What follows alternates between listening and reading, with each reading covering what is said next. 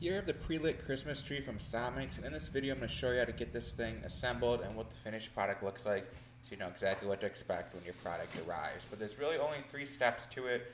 First is going to be getting the actual tree put together. So there's 3 pieces to it, A, B, and C. C is going to go on the bottom, and you're going to put B in the middle, and A is going to be on top. But everything slides into place easily. There's going to be 1 screw that you have to put at the bottom, but overall this is really easy to do. It's not super heavy, so if you're not that strong, don't worry, you're going to be able to lift up these pieces and get them on there. But once we have this all assembled, we can move to connecting the lights.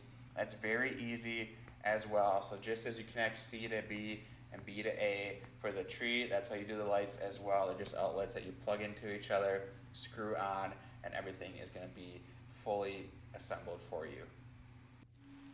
Okay, and now for the final step, which is spreading the branches to make this tree look as full as possible. And personally, I like to start at the back of these branches and spread them out and work my way from the bottom to the top of the tree. I found that to be easiest. But overall, this whole process was very simple. The branches are kind of up to you how much you want to play around with them. But overall, it took me about 20 minutes to get them all spread apart. And to put the whole tree together was maybe 30 minutes. This was very, very simple to do.